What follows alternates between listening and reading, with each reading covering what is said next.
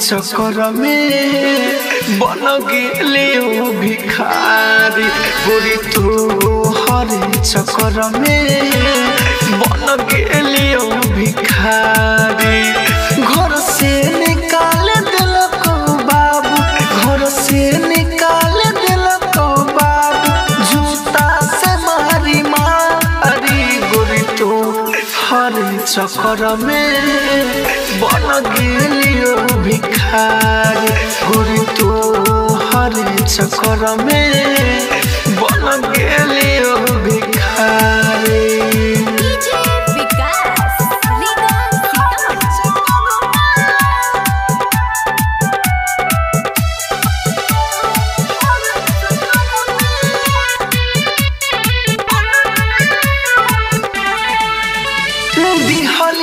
साथ गोरी दिलवा तो तोड़ दिलोई देखे हमार हालात गे मुहवा तुम मोड़ लोई।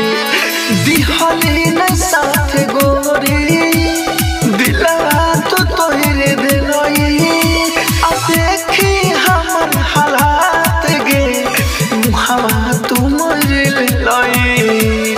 लागे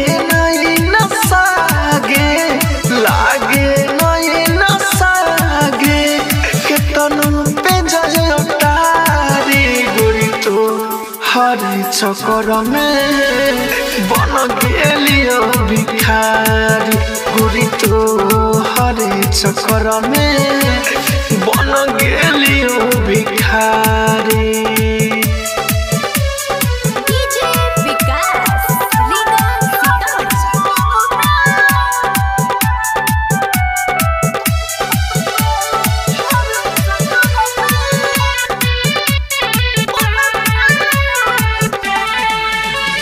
बुझली नहीं ते दौरान माहिर मुकेश के अपना गिरा बोल राजा धानी के तोड़ दिलाई सगरो सपना। बुझली नहीं ते दौरान माहिर मुकेश के अपना गिरा बोल राजा धानी के तोड़ दिलाई सगरो सपना।